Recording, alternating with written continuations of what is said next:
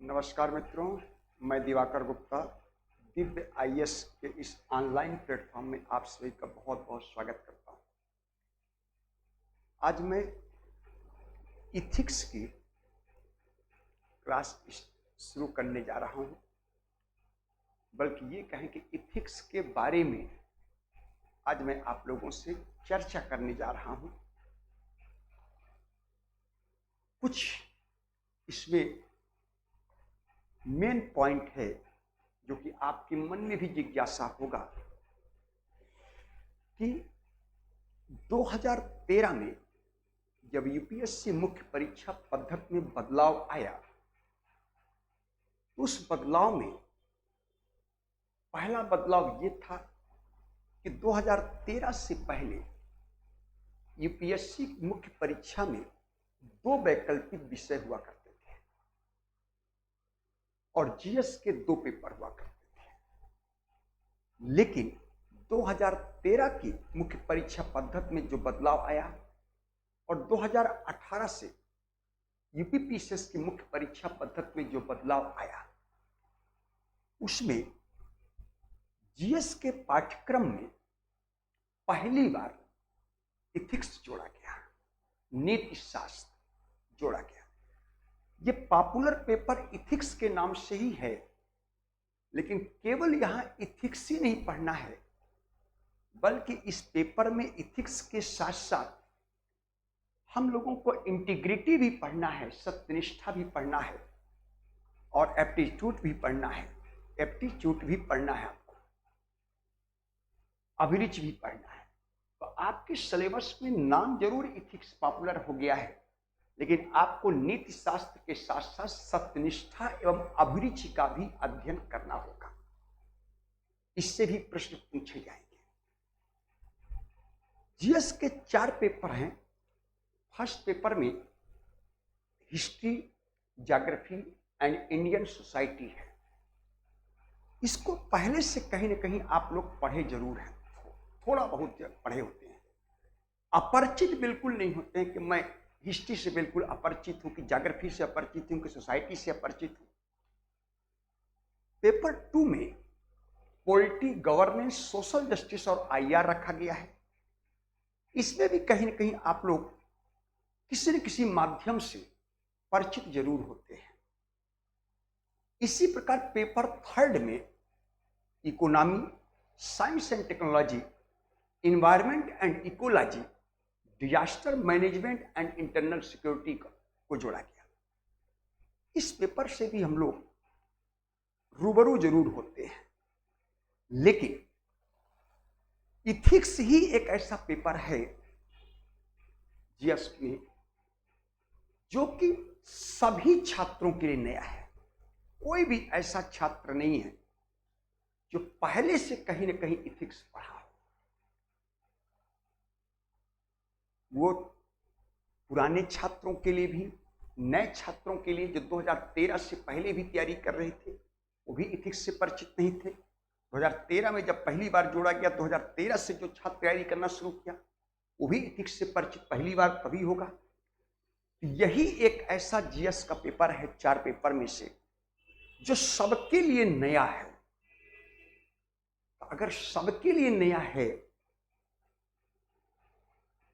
तो केवल अभ्यर्थियों के लिए ही नया है नहीं है। अभ्यर्थियों के लिए ही नया नहीं है, बल्कि टीचर के लिए भी नया है। 2013 में जब पहली बार जोड़ा गया तो छात्र के साथ साथ टीचर के लिए भी नया था, क्योंकि कोई भी टीचर ऐसा नहीं था जो इसके पहले वो कभी इथिक्स पढ़ाया हो। सबके लिए नया है, छात्रों के लिए भी और टीचरों के लिए भी नया था। सबको नए सिरे से ही तैयार करना है। तो प्रश्न ये उठता है कि 2013 के पाठ्यक्रम में इथिक्स को रखने की आवश्यकता क्या पड़ गई, ये आपके पाठ्यक्रम में क्यों जोड़ा गया। तो सबसे पहला प्रश्न उठता है, ये आपके पाठ्यक्रम में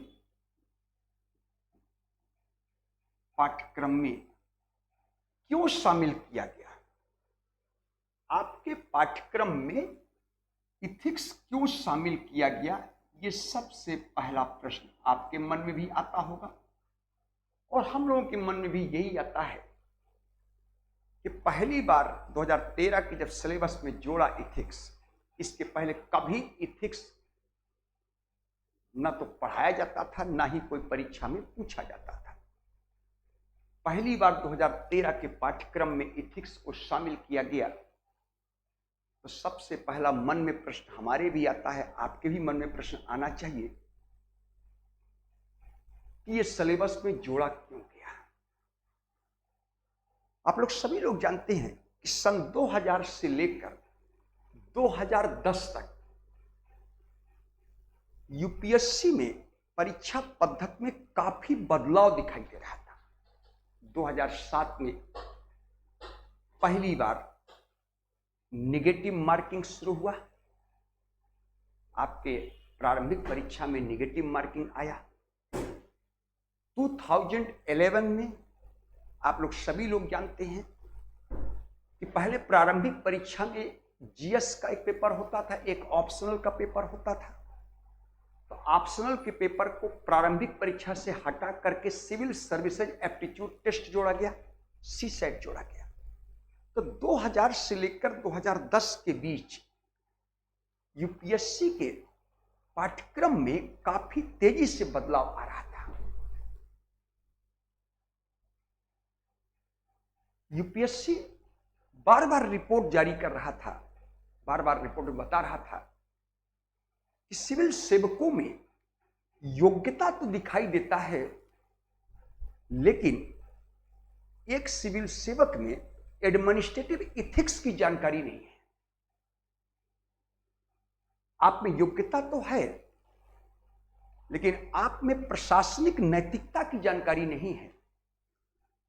कई बार हम लोगों की आदत होती है, एक आदत हो गई कि मुझे गलत काम करना है, एक तो मेरी आदत है कि मुझे गलत काम करना है, लेकिन कई बार हमसे अनजाने में भी गलती हो जाती है। जानकारी के अभाव के कारण कई बार हम लोग गलतियां कर बैठते हैं और फिर कहते कि जानकारी मुझे नहीं थी, अगर ऐसी जानकारी होती तो शायद हम लोग ये गलती ना करते।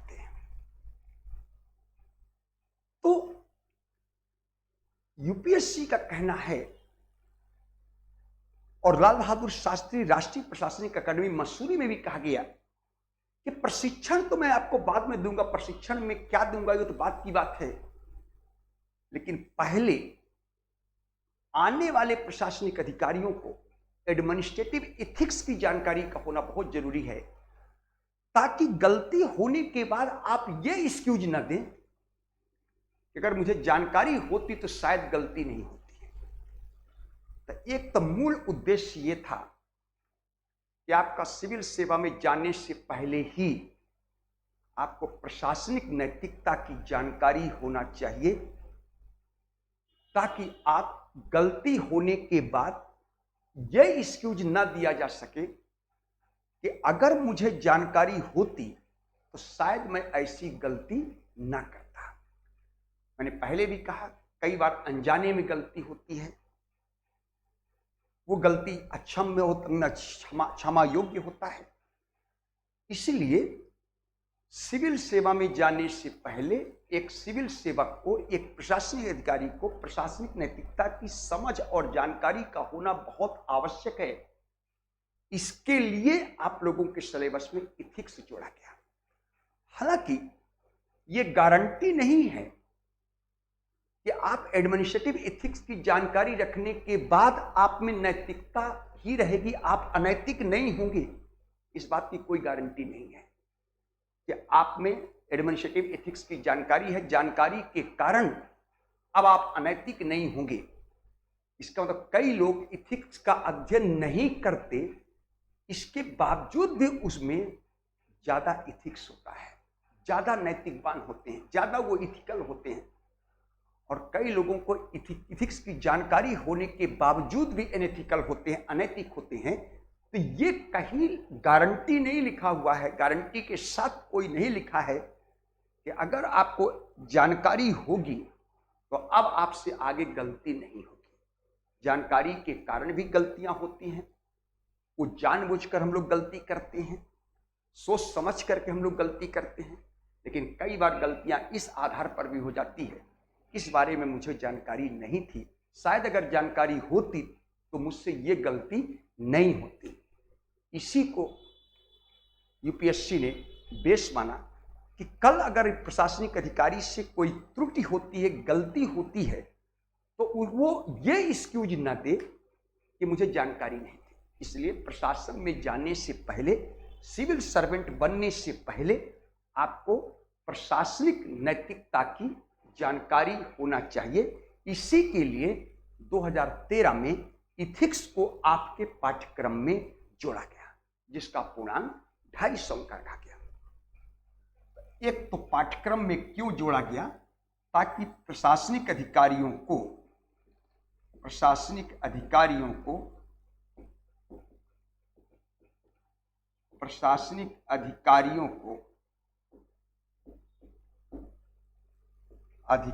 को एडमिनिस्ट्रेटिव इथिक्स की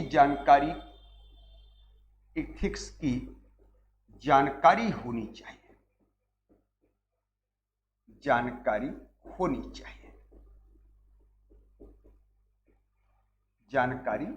चाहिए।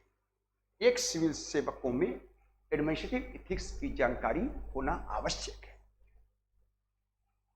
इसके लिए आप लोगों के पाठ्यक्रम में इथिक्स को जोड़ा गया। दूसरा, इस पाठ्यक्रम को पढ़ने से आपको लाभ क्या क्या होने जा रहा है। इस पाठ्यक्रम को पढ़ने से कुछ तो लाभ होगा ही। तो एक लाभ तो आपको देखा जाए तो यूपीएससी की परीक्षा में ही आपको लाभ होगा, और दूसरा आपको इसका लाभ अपने जीवन में मिलेगा। आपको जीवन में भी लाभ होगा। अगर इसकी जानकारी हो जाए तो आपको व्यक्तिगत जीवन में भी इथिक्स का लाभ मिलता है कि व्यक्ति नैतिकवान हो जाता है। तो यूपीएससी में इसका क्या लाभ होगा, तो एक तो आप लोग सभी लोग जानते हैं कि यूपीएससी के मुख्य परीक्षा में जो मेंस एग्जामिनेशन है, उसमें एक पेपर इथिक्स तो जोड़ ही दिया गया। वो तो 250 अंक का आपको लाभ मिलने ही जा रहा है। एक पेपर के रूप में यूपीएससी में पेपर 4 में इथिक्स को जोड़ दिया गया, तो यूपीएससी की मुख्य परीक्षा में आपको इसका डायरेक्ट लाभ मिलने जा रहा है, 250 अंक का है। दूसरा, चूंकि इथिक्स के सिलेबस को अगर देखें तो जो 8वां यूनिट का सिलेबस वो केस स्टडी रखा गया है। केस स्टडी 1 से लेकर 7 यूनिट तक आपके पाठ्यक्रम में थ्योरी जोड़ा गया है, और जो 8वां यूनिट केस स्टडी है वो आपको प्रैक्टिकल रूप में अध्ययन कराता है। अगर आप प्रशासनिक अधिकारी हैं, आपके सामने ये समस्या आ गई है, तो आप व्यक्तिगत और सार्वजनिक हित के बीच द्वंद्व की स्थिति में रहेंगे, तो ऐसी स्थिति में क्या डिसीजन लेंगे। तो केस स्टडी जो आपका है, केस स्टडी में जो प्रश्न आप लोग सॉल्व करते हैं वो सिचुएशनल बेस्ड होता है। अगर सिचुएशन को देख करके आपको डिसीजन लेना हो, तो आप लोग सभी लोग जानते हैं कि यूपीएससी का जब इंटरव्यू होता है, जिसे आप लोग ओरल टेस्ट कहते हैं, तो यूपीएससी का जब इंटरव्यू होता है तो यूपीएससी का जो बोर्ड है वो आपके सामने सिचुएशनल बेस्ड प्रॉब्लम रखता है। यूपीएससी का बोर्ड आपके सामने सिचुएशनल बेस्ड कोई प्रश्न रखता है। अब उस सिचुएशन को ध्यान में रख करके आपको जवाब देना है। तो इसका मतलब अगर केस स्टडी को बढ़िया से अध्ययन कर लिया जाए, तो जो यूपीएससी का बोर्ड आपके सामने सिचुएशनल बेस्ड क्वेश्चन पूछेगा, तो उसका आप सटीक जवाब देने की स्थिति में होंगे कि आप इस समस्या के संदर्भ में कैसे डिसीजन लेंगे। कोई आपके सामने समस्या रख दिया, सिचुएशनल बेस्ड, और उस समस्या के संदर्भ में आपसे समाधान पूछता है, इसका समस्या का सलूशन क्या हो सकता है। तो अगर आपका केस स्टडी मजबूत है, तो केस स्टडी भी कब बढ़िया मजबूत होगा, जब आपका थ्योरेटिकल ठीक होगा। तो आप लोगों को केस स्टडी के माध्यम से प्रैक्टिकल जानकारी मिलती है, सिचुएशन को ध्यान में रखकर आपको डिसीजन लेना पड़ता है, सिचुएशन को ध्यान में रखकर आपको कम्युनिकेट करना पड़ता है, सिचुएशन को ध्यान में रख करके आपको मोटिवेट करना पड़ता है, सिचुएशन को ध्यान में रख करके आपको नेतृत्व करना पड़ता है। ये सारी चीजें आपको कहां से मिलेगा? केस स्टडी के माध्यम से। और इसका प्रत्यक्षतः लाभ आपको कहां मिलेगा? केस स्टडी का सीधा लाभ आपको कहां मिलने जा रहा है? वो आपको इंटरव्यू में मिलने जा रहा है, जो कि 275 अंक का होता है। तो 250 अंक का आपको पेपर फोर्थ है। इस पाठ्यक्रम का अध्ययन करने से 250 अंक का आप लोगों को जो पाठ्यक्रम में रखा गया पेपर फोर्थ में, वो आपको लाभ मिलेगा।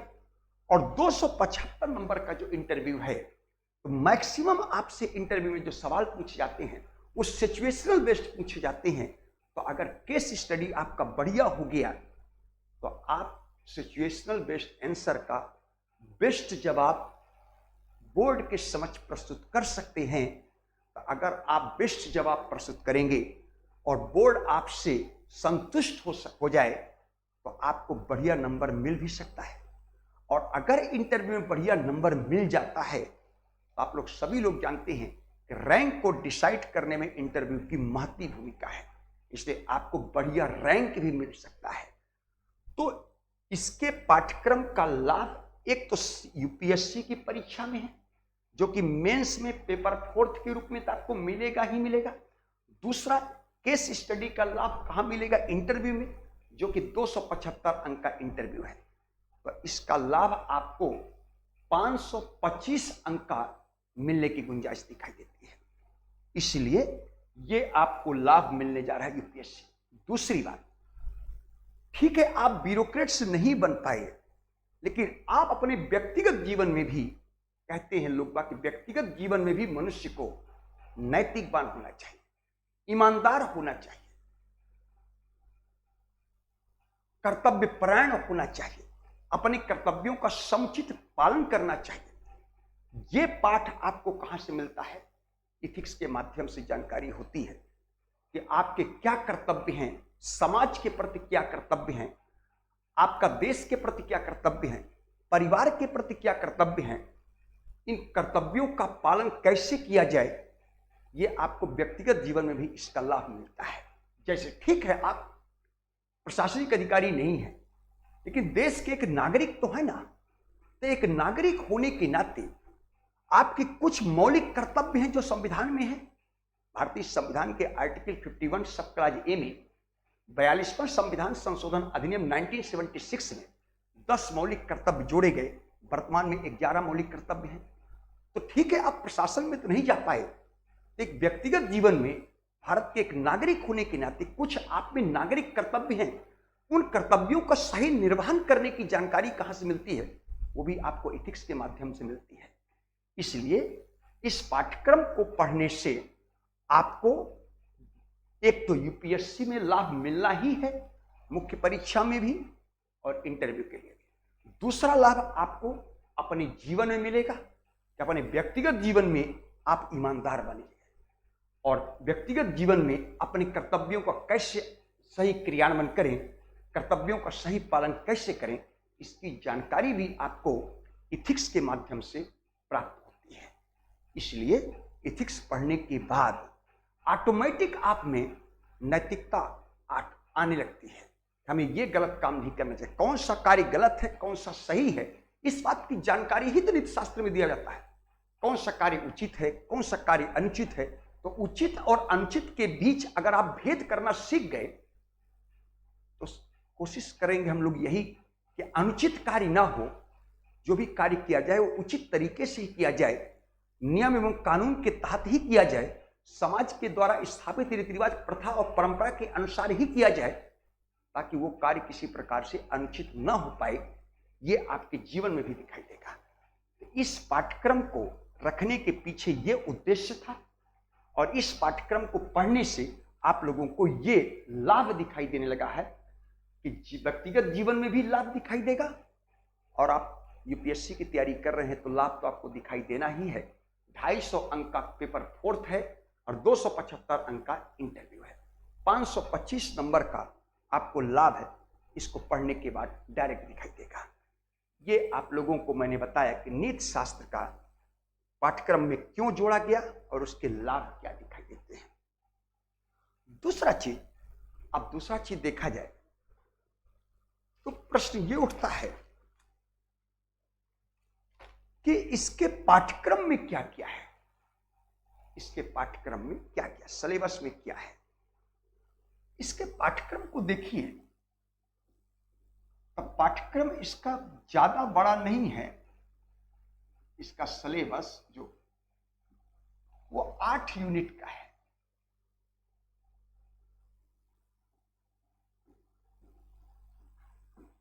इसके सिलेबस को देखा जाए, इसका सिलेबस 8 यूनिट का है, जिसमें से 7 यूनिट थ्योरेटिकल है, और जिस 7 यूनिट का थ्योरेटिकल आपने अध्ययन किया, उसी को प्रैक्टिकल रूप में, इसको केस स्टडी के रूप में जोड़ा गया। 8वां यूनिट है।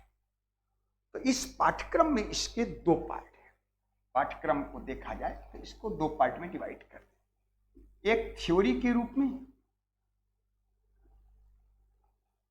जो सिद्धांत के रूप में आपको दिखाई देगा, जो कि 7 यूनिट है सिद्धांत के रूप में, और दूसरा है केस स्टडी,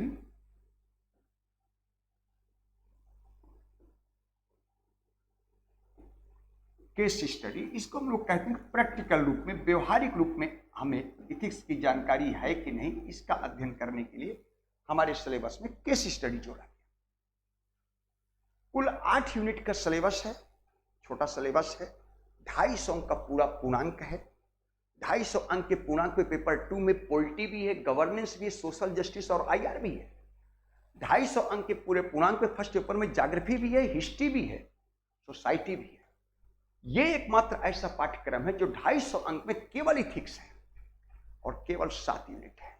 सबसे छोटा पाठ्यक्रम मुझे लगता है इथिक्स का ही होगा, चारों पेपर में अगर कंपेयर किया जाए तो 7 यूनिट थ्योरी है, और 8वां यूनिट जो केस स्टडी के नाम से जानते हैं, ये व्यवहारिक रूप से है। इस 7 यूनिट में अगर आप लोग एक एक करके देखेंगे, थोड़ा सा परिचय करा देते हैं हम लोग कौन कौन सा पाठ्यक्रम है।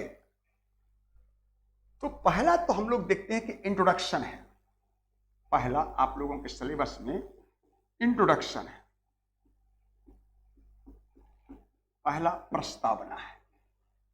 पहला प्रस्तावना में वही कि हमें नैतिकता क्या है, नीति शास्त्र क्या है, इथिक्स है क्या। इथिक्स ग्रीक भाषा के इथिका शब्द से बना है, जिसका शाब्दिक अर्थ होता है रीति रिवाज, प्रथा, परंपरा।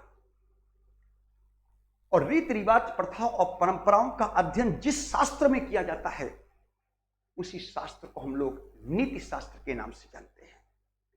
उसी शास्त्र को हम लोग नीति शास्त्र के रूप में जानते हैं। और नीति का मतलब होता है ले जाना।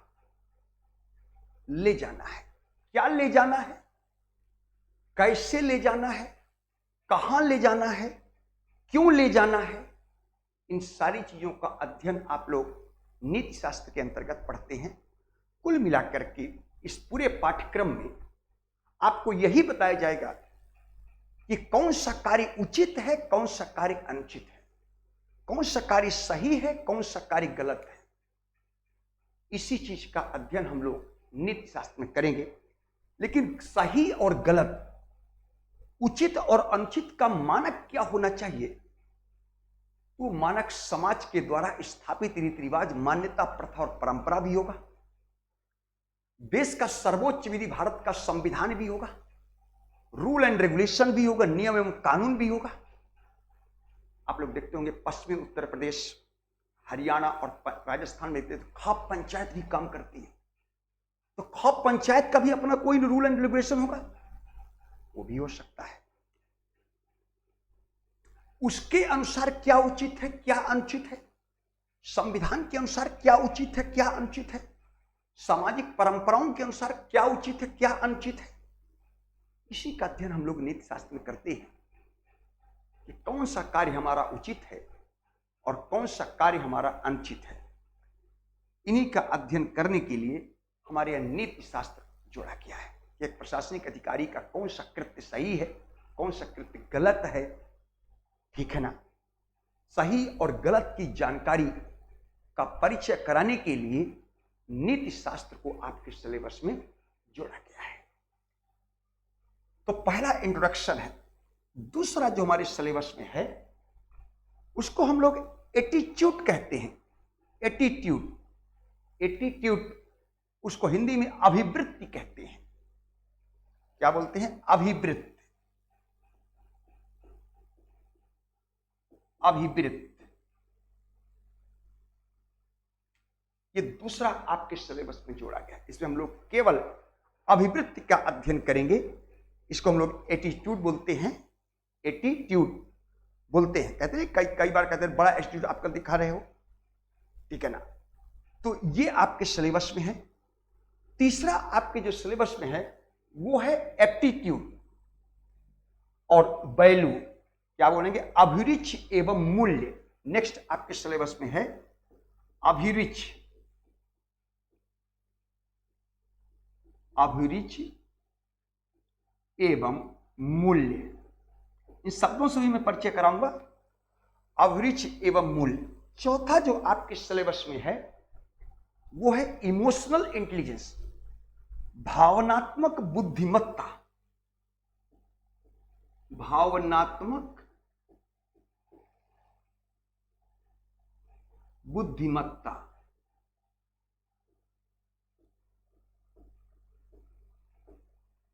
इमोशनल इंटेलिजेंस, भावनात्मक बुद्धिमत्ता,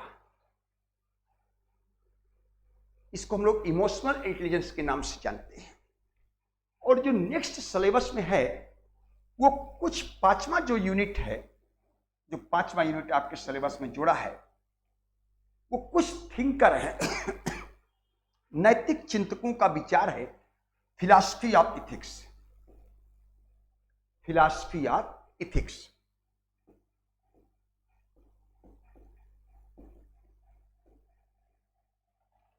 हिंदी में इसको बोलते हैं नैतिक चिंतकों का विचार। नैतिक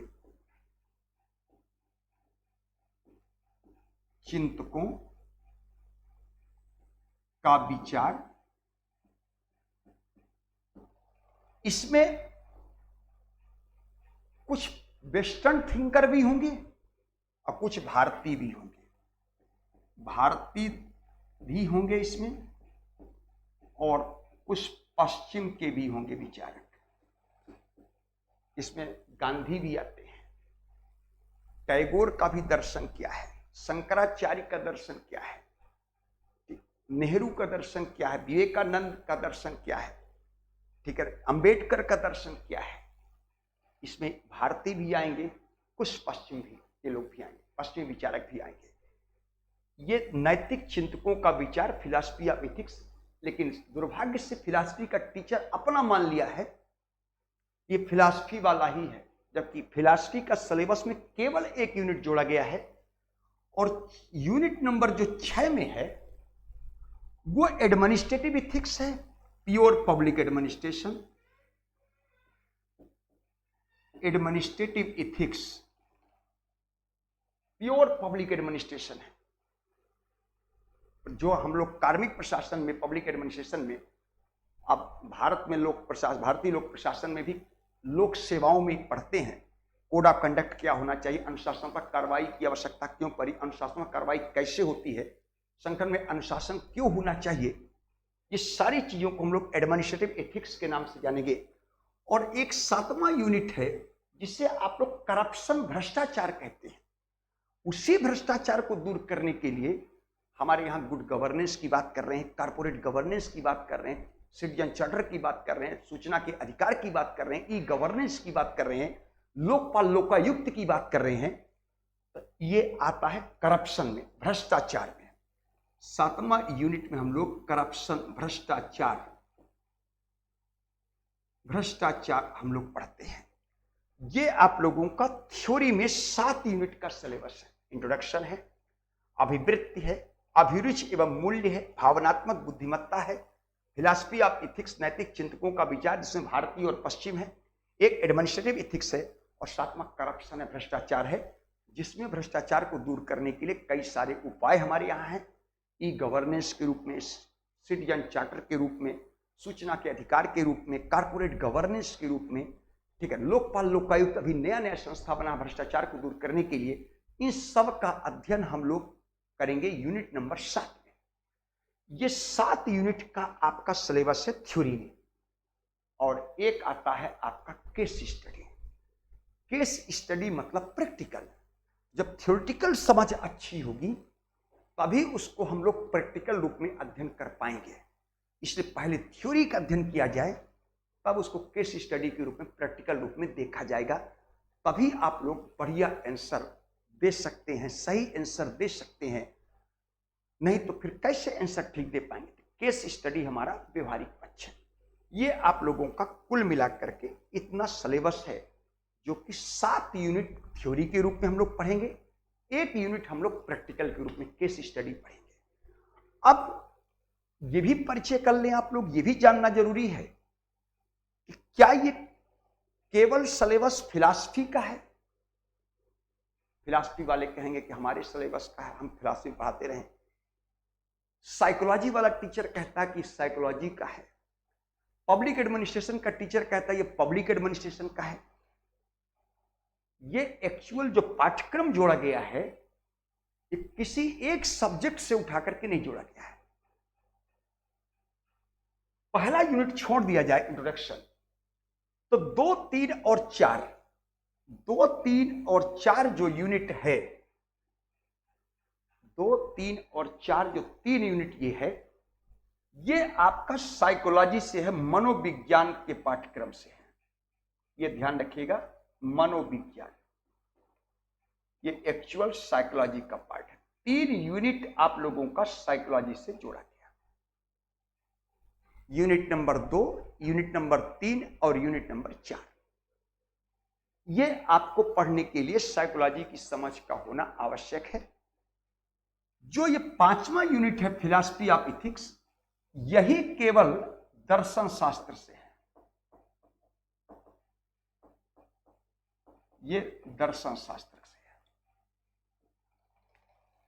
और जो 6 और 7 यूनिट है, यूनिट नंबर 6 और यूनिट नंबर 7, ये आप लोगों का पब्लिक एडमिनिस्ट्रेशन का है। पब्लिक एडमिनिस्ट्रेशन, इसका मतलब एक्चुअल इथिक्स का पाठ्यक्रम जो जोड़ा है, वो किसी एक सब्जेक्ट से उठाकर नहीं जोड़ दिया है। केवल फिलॉसफी से जोड़ दिया, केवल पब्लिक एडमिनिस्ट्रेशन जोड़ दिया, केवल साइकोलॉजी से जोड़ दिया हो। 2, 3, 4, 3 यूनिट साइकोलॉजी का है, यूनिट नंबर 5 फिलॉसफी का है, और 6 और 7 ये पब्लिक एडमिनिस्ट्रेशन का है। लेकिन इतना ध्यान रखना है कि सब्जेक्ट तो 3 हैं, लेकिन लास्ट में आपको ध्यान ही देकर मुझे प्रशासक बना करके ही नैतिकता जांचना चाहता है। यहां किसी फिलासफर की नैतिकता के बारे में, किसी साइकोलॉजिस्ट के बारे में नहीं पूछा। यहां एडमिनिस्ट्रेटिव इथिक्स, प्रशासनिक अधिकारियों में नैतिकता है। इसका मतलब है, यह समझ में आना चाहिए, केस स्टडी में जब आप लोग पढ़ेंगे तो सबसे ज्यादा केस स्टडी में जो प्रश्न होंगे, वो प्रश्न किससे होंगे? सबसे ज्यादा प्रश्न जो पूछा जाएगा वो पब्लिक एडमिनिस्ट्रेशन से पूछा जाएगा। केस स्टडी में सबसे ज्यादा जो आपके सामने प्रश्न होंगे, वो पब्लिक एडमिनिस्ट्रेशन को पढ़ने के बाद ही आप पूरा कर पाएंगे। न साइकोलॉजी पढ़ने के बाद केस स्टडी बनेगा, न फिलॉसफी पढ़ने के बाद फिलॉसफी के तो केस स्टडी में कोई रोल भी नहीं है। आपको सबसे ज्यादा प्रश्न पूछा जाएगा वो पब्लिक एडमिनिस्ट्रेशन से पूछा जाएगा, कंफर्म। तो ये आप लोगों को मैंने पाठ्यक्रम बताया हूं कि पाठ्यक्रम में क्या क्या है। तो पाठ्यक्रम को 2 पार्ट में मैंने डिवाइड किया, एक थ्योरेटिकल, एक प्रैक्टिकल। थ्योरेटिकल में 7 यूनिट है और प्रैक्टिकल में केस स्टडी है। ये 7 यूनिट में ये जानना आपके लिए बहुत जरूरी है कि क्या ये केवल फिलॉसफी पढ़ लेने से हो जाएगा, केवल पब्लिक एडमिनिस्ट्रेशन पढ़ लेने से हो जाएगा, या केवल साइकोलॉजी पढ़ लेने से हो जाएगा। इसमें तीनों सब्जेक्ट का मिश्रण किया है। लेकिन आपके सिलेबस में एक शब्द तो जरूर लिखा हुआ है कि लोक प्रशासन में नैतिकता। इसलिए जब हम लोग गवर्नेंस पढ़ाते हैं तो भी वही टॉपिक पढ़ाते हैं, और जब हम लोग इथिकल गवर्नेंस पढ़ाएंगे इथिक्स में तब भी वही चीजें पढ़ाना। मुझे करप्शन आपको पढ़ाना है। करप्शन को दूर करने के लिए क्या क्या उपाय भारत सरकार कर रही है, सूचना के अधिकार के माध्यम से कर रही है, कारपोरेट गवर्नेंस के माध्यम से कर रही है, ई गवर्नेंस के माध्यम से कर रही है, लोकपाल लोकायुक्त के माध्यम से कर रही है, सिटीजन चार्टर के माध्यम से कर रही है। ये सारे चीजों को हम लोग गवर्नेंस में पढ़ते हैं और यहाँ इथिकल गवर्नेंस को पढ़ेंगे। पब्लिक एडमिनिस्ट्रेशन में हम लोग सिविल सेवाएं पढ़ते हैं, सिविल सेवाएं हम लोग पढ़ते हैं। यहां भी हम लोग सिविल सेवाएं पढ़ेंगे, वेबर की ब्यूरोक्रेसी पढ़ेंगे, तभी हम लोग समझ पाएंगे जो यूपीएससी ने प्रश्न पूछा है कि सिविल सेवकों के 3 सार्वभौमिक मूल्य, यूनिवर्सल वैल्यू क्या है। 3 यूनिवर्सल वैल्यू तटस्थता, प्रतिबद्धता और अनामिता है। यहीं पर प्रश्न नहीं रुक रहा है, आगे भी प्रश्न पूछ रहा है कि आज अक्सर हम लोग देखते हैं हमारे देश में अनामिता का सिद्धांत है। कार्य आप करते हैं, ब्यूरोक्रेट सारा कार्य करता है, लेकिन पर्दे के पीछे काम करता है। फ्रंट में हमेशा नेताजी होते हैं, बैक फुट में हमेशा ब्यूरोक्रेट काम करता है। लेकिन जब से सोशल मीडिया का जमाना आया है तब से आए दिन आप लोग देखिए फेसबुक में, ट्विटर में, इंस्टाग्राम में, या क्या नाम है, आप लोगों का व्हाट्सएप ग्रुप में देखिए किसी न किसी ब्यूरोक्रेट्स का फोटो, कुछ भी किया है ब्यूरोक्रेट्स का फोटो आता रहता है। क्या ये चिप पॉपुलैरिटी को प्राप्त करने का माध्यम नहीं है? क्या ये सोशल मीडिया के जमाने में जो आप लोग लोकप्रिय होने का प्रयास कर रहे हैं, क्या इससे अनामिता का सिद्धांत कमजोर नहीं हो रहा है? ये यूपीएससी ने प्रश्न पूछा है। तो अधिकांश प्रश्न जो यूपीएससी पूछ रहा है, ये सच है कि अधिकांश प्रश्न पब्लिक एडमिनिस्ट्रेशन वाले पोर्शन से पूछ रहा है, लेकिन इन तीनों सब्जेक्ट का सिलेबस आप लोगों के इथिक्स में जोड़ा है। इसलिए ये न कहे कोई कि केवल ये सब्जेक्ट पढ़ लेने से इथिक्स पूरा हो जाएगा, ये कहे कि साइकोलॉजी पढ़ लेने से पूरा हो जाएगा, कहे फिलॉसफी पढ़ लेने से पूरा हो जाएगा। जब तक आपको तीनों की जानकारी नहीं होगी तब तक आपका सिलेबस पूरा नहीं होगा। लेकिन केस स्टडी के लिए सबसे महत्वपूर्ण जानकारी पब्लिक एडमिनिस्ट्रेशन की चाहिए, क्योंकि आप अमुक जिले के डीएम हैं, आप डीएम हैं, तो एक प्रशासनिक अधिकारी में नैतिकता होनी चाहिए। कई बार आप लोगों को प्रलोभन दिया जाता है कि आप ऐसा काम करें, कई बार आप पर दबाव डाला जाता है, कई बार आपको भय दिखाया जाता है, भय दिखाकर काम कराने के लिए साम दाम दंड भेजते हैं, कल। इसका मतलब आपको व्यक्तिगत और सार्वजनिक हित के मध्य सामंजस्य स्थापित करना है। आप एक सार्वजनिक पदाधिकारी हैं, अपने इंडिविजुअल इंटरेस्ट के स्थान पर पब्लिक इंटरेस्ट को ध्यान में रखना है और उसके आधार पर आपका कोई भी डिसीजन होना चाहिए। हाँ, ये बात सच है, कई बार द्वंद्व की स्थिति होती है, तो फिर जब द्वंद्व की स्थिति होती है तो सब लोग पता है कि निर्णय हमेशा अंतरात्मा की आवाज से लिया जाता है। जो अंदर से आवाज आए उसे अंतरात्मा कहते हैं। जब कभी द्वंद्व की स्थिति आ जाती है कि हम पब्लिक इंटरेस्ट को वरीयता दें कि इंडिविजुअल इंटरेस्ट को वरीयता दें, तो द्वंद्व की स्थिति में हमेशा डिसीजन अंतरात्मा का होता है। इसलिए अंतरात्मा को ध्यान में रख करके डिसीजन आप लोगों को लेना पड़ता है। इसलिए जब हम लोग पढ़ेंगे यहाँ तो अंतरात्मा भी पढ़ेंगे, अंतरात्मा को ध्यान में रख करके भी कई बार डिसीजन हमें लेना पड़ता है। तो ये मैंने आज आप लोगों को केवल बताया कि इसको पाठ्यक्रम में क्यों जोड़ा गया, इसका लाभ क्या है और इसके पाठ्यक्रम में क्या क्या है। तो आज आप लोगों को क्लियर हो गया कि इसके पाठ्यक्रम में साइकोलॉजी भी है, इसके पाठ्यक्रम में फिलॉसफी भी है और इसके पाठ्यक्रम में पब्लिक एडमिनिस्ट्रेशन भी है। 8 यूनिट का सिलेबस है, 7 यूनिट थ्योरी के रूप में पढ़ना है, 8वां यूनिट हम लोग केस स्टडी के रूप में पढ़ना है, जो प्रैक्टिकल रूप में पढ़ना है। आज मैंने आप लोगों को इतना ही इंफॉर्मेशन दिया है और यहीं तक रहेगा। फिर नेक्स्ट जो इंफॉर्मेशन आपके पास आएगा तो हम लोग कैसे इसका तैयारी करें, अध्ययन कैसे करें, ये हम लोग बताएंगे। धन्यवाद।